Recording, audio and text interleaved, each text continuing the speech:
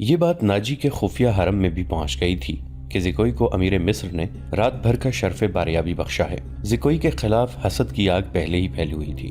اسے آئے ابھی بہت تھوڑا عرصہ گزرا تھا، لیکن ناجی پہلے روز ہی سے اسے اپنے ساتھ رکھنے لگا تھا۔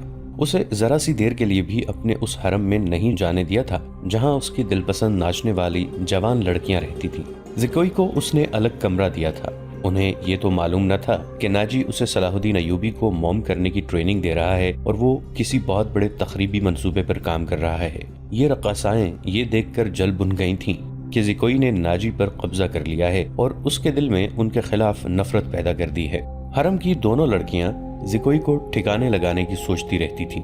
اب انہوں نے دیکھا کہ زکوئی کو امیر مصر نے بھی اتنا پسند کیا ہے کہ اسے رات بھر اپنے خیمے میں رکھا ہے تو وہ پاگل سی ہو گئی۔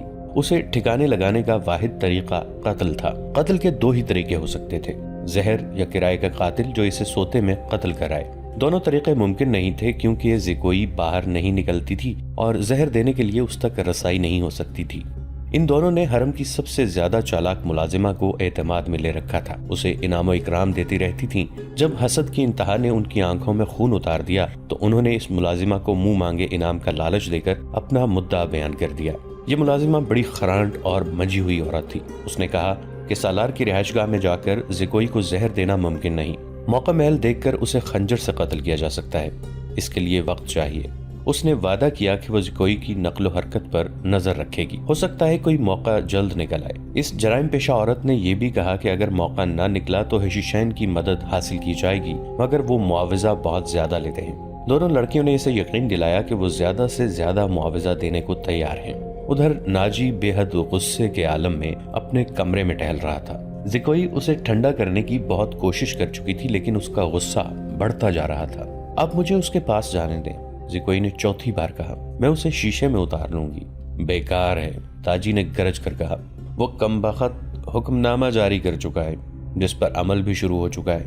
مجھے اس نے کہیں کا نہیں رہنے دیا۔ اس پر تمہارا جادو نہیں چل سکا۔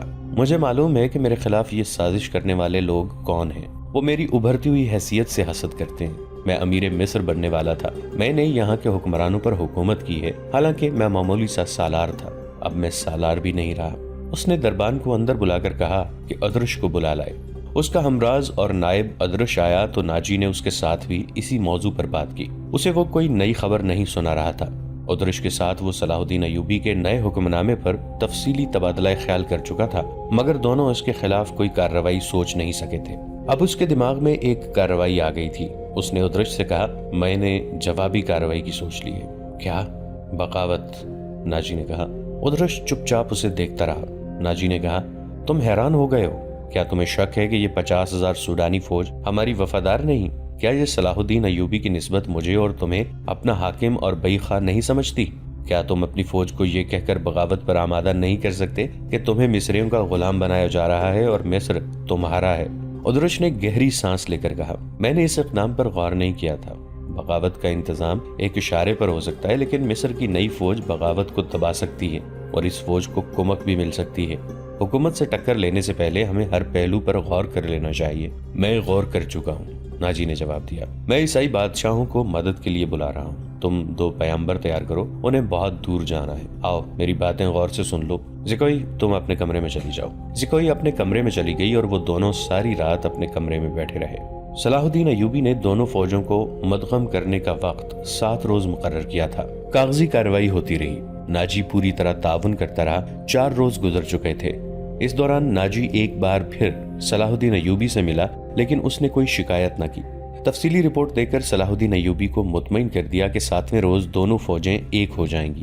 صلاح الدین ایوبی کے نائبین نے بھی اسے یقین دلایا کہ ناجی دیانتداری سے تعاون کر رہا ہے، مگر علی بن سفیان کی رپورٹ کسی حد تک پریشان کن تھی۔ اس کی انٹیلیجنس سروس نے رپورٹ دی تھی کہ سوڈانی فوج کے سپاہیوں میں بے اطمینانی اور ابتری سی پائی جاتی ہے۔ وہ مصری فوج میں مدغم ہونے پر خوش نہیں۔ ان کے درمیان یہ افواہیں پھیلائی جا رہی تھیں کہ مصری فوج میں مدغم ہو کر ان کی حیثیت غلاموں کی سی ہو جائے گی، انہیں مال غنیمت بھی نہیں ملے گا اور ان سے بار برداری کا کام لیا جائے گا، اور سب سے بڑی بات یہ کہ انہیں شراب نوشی کی اجازت نہیں ہوگی۔ علی بن سفیان نے یہ رپورٹیں صلاح الدین ایوبی تک پہنچا دی۔ ایوبی نے اس سے کہا کہ لوگ طویل مدت سے عیش کر رہے ہیں، انہیں نئی تبدیلی یقیناً پسند نہیں آئے گی۔ مجھے امید ہے کہ وہ نئے حالات اور ماحول کے عادی ہو جائیں گے۔ اس لڑکی سے ملاقات ہوئی یا نہیں؟ صلاح الدین ایوبی نے پوچھا۔ نہیں، علی نے جواب دیا، اس سے ملاقات ممکن نظر نہیں آتی، میرے آدمی ناکام ہو چکے ہیں، ناجی نے اسے قید کر رکھا ہے۔ اس سے اگلی رات کا واقعہ ہے۔ رات ابھی تاریک ہوئی تھی، زکوئی اپنے کمرے میں تھی، ناجی ادرش کے ساتھ اپنے کمرے میں تھا۔ اسے گھوڑوں کے قدموں کی آوازیں سنائی دی۔ اس نے پردہ ہٹا کر دیکھا، باہر چراغوں کے روشنی میں اسے 2 گھوڑا سوار گھوڑوں سے اترتے دکھائی دیے۔ لباس سے وہ تاجر معلوم ہوتے تھے، لیکن وہ گھوڑوں سے اتر کر ناجی کے کمرے کی طرف چلے تو ان کی چال بتاتی تھی کہ یہ تاجر نہیں۔ اتنے میں ادرش باہر نکلا۔ دونوں سوار اسے دیکھ کر رک گئے۔ ادرش کو سپاہیوں کے انداز سے سلام کیا۔ ادرش نے ان کے گرد گھوم کر ان کے لباس کا جائزہ لیا، پھر ان سے کہا کہ ہتھیار دکھاؤ۔ دونوں نے پھرتی سے چگے کھولے اور ہتھیار دکھائے۔ ان کے پاس چھوٹی تلواریں اور ایک خنجر تھا۔ ادرش انہیں اندر لے گیا۔ دربان ایک طرف کھڑا تھا۔ زکوئی گہری سوچ میں کھو گئی۔ وہ کمرے سے نکلی اور ناجی کے کمرے کا رخ کیا، مگر دربان نے اسے دروازے پر روک لیا اور کہا کہ اسے حکم ملا ہے کہ کسی کو اندر نہ جانے دو۔ زکوئی کو وہاں ایسی حیثیت حاصل ہو گئی تھی کہ وہ کمانڈروں پر بھی حکم چلانے لگی تھی۔ دربان کے روکنے سے وہ سمجھ گئی کہ کوئی خاص بات ہے۔ اسے یاد آیا کہ 2 راتیں پہلے ناجی نے اس کی موجودگی میں ادرش سے کہا تھا، میں عیسائی بادشاہوں کو مدد کے لیے بلا رہا ہوں، تم 2 پیامبر تیار کرو، انہیں بہت دور جانا ہے۔ اور پھر اس نے زکوئی کو اپنے کمرے میں چلے جانے کو کہا تھا اور اس نے بغاوت کی باتیں بھی کی تھیں۔ یہ سب کچھ سوچ کر وہ اپنے کمرے میں واپس چلی گئی۔ اس کے اور ناجی کے خاص کمرے کے درمیان ایک دروازہ تھا جو دوسری طرف سے بند تھا۔ اس نے دروازے کے ساتھ کان لگا دیے۔ ادھر کی آوازیں دھیمی تھیں، اسے کوئی بات سمجھ نہ آئی۔ کچھ دیر بعد اسے ناجی کی بڑی صاف آواز سنائی دی۔ اس نے کہا، آبادیوں سے دور رہنا، اگر کوئی شک میں پکڑنے کی کوشش کرے تو سب سے پہلے یہ پیغام غائب کرنا، جان پر کھیل جانا، جو بھی راستے میں حائل ہو اسے ختم کر دینا۔ تمہارا سفر 4 دنوں کا ہے، 3 دنوں میں پہنچنے کی کوشش کرنا، سمت یاد کر لو، شمال مشرق۔ دونوں آدمی باہر نکلے، زکوئی بھی باہر آ گئی۔ اس نے دیکھا کہ وہ دونوں گھوڑوں پر سوار ہو رہے تھے۔ ناجی اور ادرش بھی باہر کھڑے تھے، سواروں کو الوداع کہنے لگے ہوں گے۔ سوار بہت تیزی سے روانہ ہو گئے۔ ناجی نے زکوئی کو دیکھا تو اسے بلا کر کہا، میں باہر جا رہا ہوں، کام بہت ہے، تم آرام کرو، اگر اکیلے دل نہ لگے تو حرم میں گھوم پھر آنا۔ ہاں، زکوئی نے کہا، جب سے آئی ہوں باہر نہیں نکلی۔ ناجی اور ادرش چلے گئے۔ زکوئی نے چوغا پہنا، کمر بند میں خنجر اڑسا اور حرم کی طرف چل پڑی۔ وہ جگہ چند 100 گز دور تھی۔ وہ ناجی پر یہ ظاہر کرنا چاہتی تھی کہ وہ حرم میں گئی تھی۔ دربان کو بھی اس نے یہی بتایا تھا۔ حرم میں داخل ہوئی تو وہاں کی رہنے والیوں نے اسے حیران ہو کر دیکھا۔ وہ پہلی دفعہ وہاں گئی تھی۔ سب نے اس کا استقبال احترام اور پیار سے کیا۔ ان 2 لڑکیوں نے بھی اسے خوش آمدید کہا جو اسے قتل کرانا چاہتی تھی۔ زکوئی سب سے ملی، ہر ایک کے ساتھ باتیں کی اور واپس چل پڑی۔ وہ خرانٹ ملازمہ بھی وہیں تھی جسے اس کے قتل کے لیے کہا گیا تھا۔ اس نے زکوئی کو بڑے غور سے دیکھا۔ زکوئی باہر نکل گئی۔ حرم والے مکان اور ناجی کی رہائش گاہ کا درمیانی علاقہ اونچا نیچا تھا اور ویران بھی۔ زکوئی حرم سے نکلی تو ناجی کی رہائش گاہ کی طرف جانے کی بجائے بہت تیز دوسری سمت چل پڑی۔ ادھر ایک پگڈنڈی بھی تھی، لیکن زکوئی اس سے ذرا دور ہٹ کر جا رہی تھی۔ اس سے 15-20 قدم پیچھے ایک سیاہ سایہ چلا جا رہا تھا۔ وہ کوئی انسان ہی ہو سکتا تھا، مگر سر سے پاؤں تک ایک لبادے میں لپٹا ہونے کی وجہ سے سیاہ بھوت لگتا تھا۔ زکوئی کی رفتار تیز ہوئی تو اس بھوت نے اپنی رفتار اس سے بھی تیز کر دی۔ آگے گھنی جھاڑیاں تھیں۔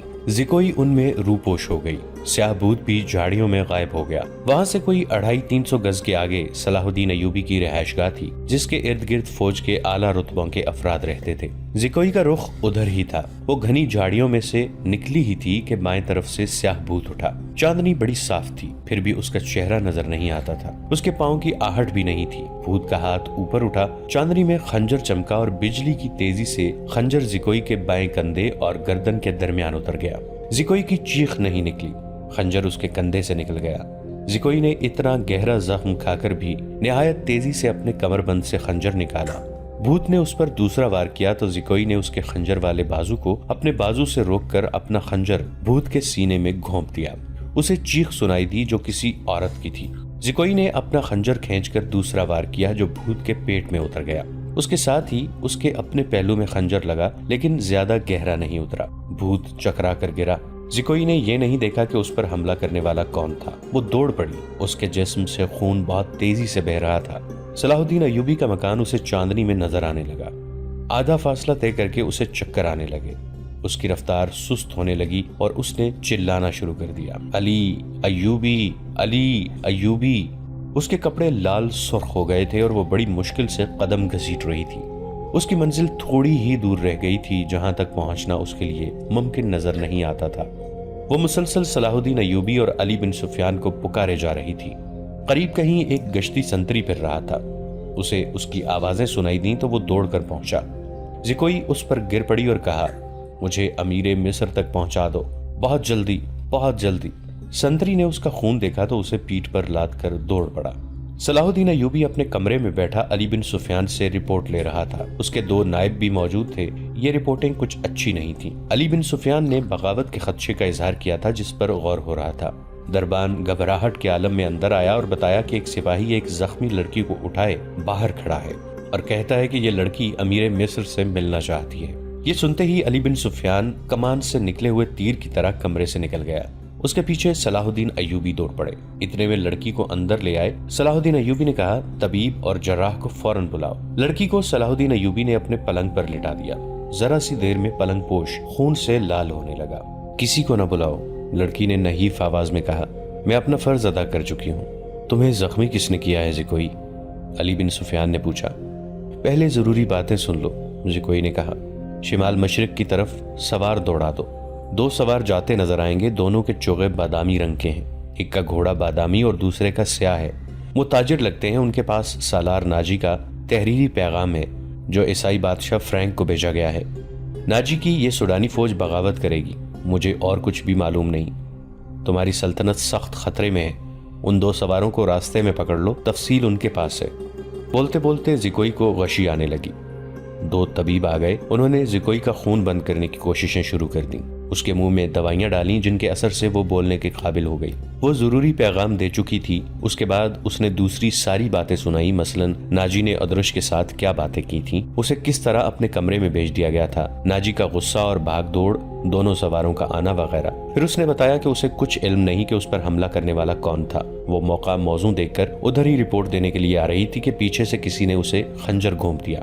اس نے اپنا خنجر نکال کر حملہ آور پر حملہ کیا۔ حملہ آور کی چیخ بتاتی تھی کہ وہ کوئی عورت ہے۔ اس نے حملے کی جگہ بتائی۔ اسی وقت اسی جگہ آدمی دوڑا دیے گئے۔ زکوئی نے کہا تھا کہ وہ زندہ نہیں ہو سکتی۔ اس کے خنجر اس کے سینے اور پیٹ میں لگے تھے۔ خون رک نہیں رہا تھا، زیادہ تر خون تو پہلے ہی بہہ گیا تھا۔ زکوئی نے صلاح الدین ایوبی کا ہاتھ پکڑا اور چوم کر کہا، اللہ آپ کو اور آپ کی سلطنت کو سلامت رکھے، آپ شکست نہیں کھا سکتے۔ مجھ سے زیادہ کوئی نہیں بتا سکتا کہ صلاح الدین ایوبی کا ایمان کتنا پختہ ہے۔ پھر اس نے علی بن سفیان سے کہا، میں نے کوتاہی تو نہیں کی، آپ نے جو فرض مجھے سونپا تھا وہ میں نے پورا کر دیا ہے، تم نے اس سے زیادہ پورا کیا ہے۔ علی بن سفیان نے اسے کہا، میرے تو وہم و گمان میں بھی نہ تھا کہ ناجی اس حد تک خطرناک کارروائی کرے گا اور تمہیں جان کی قربانی دینی پڑے گی۔ میں نے تمہیں صرف مخبری کے لیے وہاں بھیجا تھا۔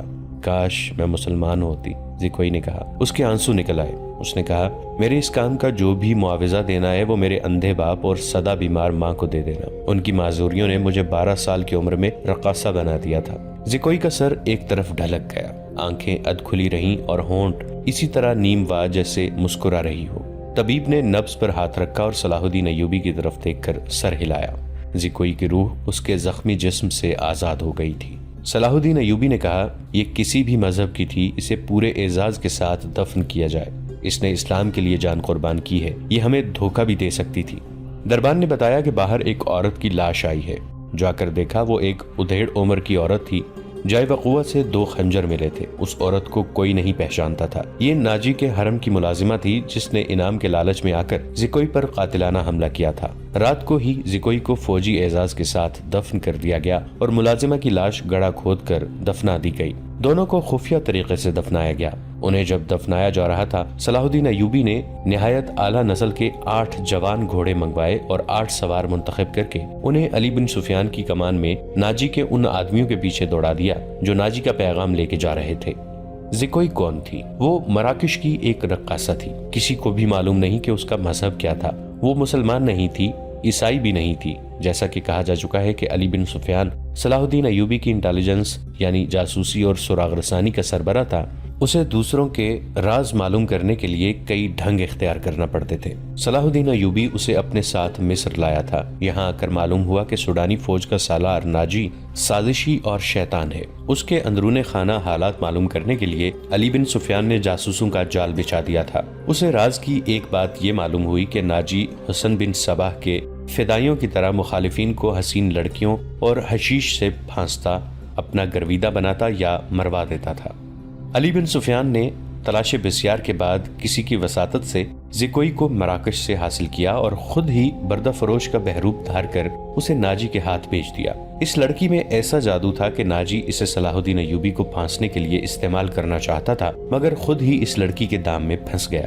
پھنسا بھی ایسا کہ اس کے سامنے وہ اپنے نائب سالار کے ساتھ راز کی باتیں کرتا رہا۔ اس نے زکوئی کو جشن کی رات صلاح الدین ایوبی کے خیمے میں بھی بھیج دیا اور اپنی اس فتح پر بے حد مسرور تھا کہ صلاح الدین ایوبی کا اس نے بت توڑ دیا ہے۔ اب وہ اسی لڑکی کے ہاتھوں اسے شراب بھی پلا سکے گا اور پھر اسے اپنا مرید بنا لے گا۔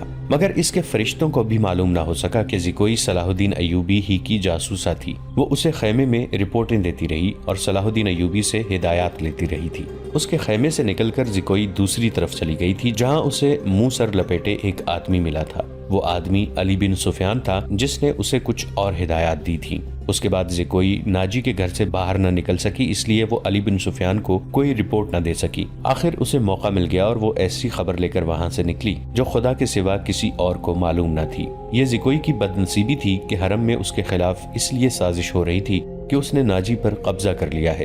یہ سازش کامیاب ہو گئی اور زکوئی قتل ہو گئی، لیکن وہ اطلاع پہنچانے تک زندہ رہی۔ اس کے مرنے سے کچھ عرصہ بعد وہ معاوضہ جو علی بن سفیان نے اس کے ساتھ طے کیا تھا، صلاح الدین ایوبی کی طرف سے انعام اور وہ رقم جو علی بن سفیان نے ناجی سے بردہ فروش کے بحث میں زکوئی کی قیمت کے طور پر وصول کی تھی، مراکش میں زکوئی کے معذور والدین کو ادا کر دی گئی۔ موت کی اس رات کے ستارے ٹوٹ گئے اور صبح طلوع ہوئی تو علی بن سفیان 8 سواروں کے ساتھ انتہائی رفتار سے شمال مشرق کی طرف جا رہا تھا۔ آبادیاں دور پیچھے رہ گئی تھیں۔ اسے معلوم تھا کہ فرینک کے ہیڈ کوارٹر تک پہنچنے کا راستہ کون سا ہے۔ رات انہوں نے گھوڑوں کو تھوڑی دیر آرام دیا تھا۔ یہ عربی گھوڑے تھکے ہوئے بھی تازہ دم لگتے تھے۔ دور افق پر کھجور کے چندے درختوں میں علی کو 2 گھوڑے جاتے نظر آئے۔ اس نے اپنی پارٹی کو رستہ بدلنے اور اوٹ میں ہونے کے لیے ٹیلوں کے ساتھ ساتھ ہو جانے کو کہا۔ وہ صحرا کا رازدان تھا، بھٹکنے کا اندیشہ نہ تھا۔ اس نے رفتار اور تیز کر دی۔ اگلے 2 سواروں اور ان کی پارٹی میں کم و بیش 4 میل کا فاصلہ تھا۔ یہ فاصلہ طے ہو گیا مگر گھوڑے تھک گئے اور جب کھجوروں کے درختوں تک پہنچے تو 2 سوار 2 میل دور کی ایک پہاڑی کے ساتھ ساتھ جا رہے تھے۔ ان کے گھوڑے بھی شاید تھک گئے تھے۔ دونوں سوار اترے اور نظروں سے اوجھل ہو گئے۔ وہ پہاڑوں کی اوٹ میں بیٹھ گئے ہیں، علی بن سفیان نے کہا اور راستہ بدل دیا۔ فاصلہ کم ہوتا گیا اور جب فاصلہ چند 100 گز رہ گیا تو دونوں سوار اوٹ سے سامنے آئے۔ انہوں نے گھوڑوں کے سر پر دوڑنے کا شور سن لیا تھا۔ وہ دوڑ کر غائب ہو گئے۔ علی بن سفیان نے گھوڑے کو ایڑ لگائی۔ تھکے ہوئے گھوڑے نے وفاداری کا ثبوت دیا اور رفتار تیز کر دی۔ باقی گھوڑے بھی تیز ہو گئے۔ پہاڑی کے اندر گئے تو دونوں سوار وہاں سے جا چکے تھے مگر دور نہیں گئے تھے۔ وہ شاید گھبرا بھی گئے تھے۔ آگے ریتلی چٹانیں تھیں، انہیں راستہ نہیں مل رہا تھا۔ کبھی دائیں جاتے تو کبھی بائیں۔ ناظرین، آج کی قسط میں اتنا ہی۔ ہماری نئی ویڈیوز سے باخبر رہنے کے لیے ہمارے اس چینل کو سبسکرائب کر کے نیچے موجود بیل آئیکن کو ضرور پریس کیجیے گا۔ آپ سے ملاقات ہوگی نئی ویڈیو کے ساتھ۔ تب تک کے لیے ہمارا اور آپ کا اللہ نگہبان۔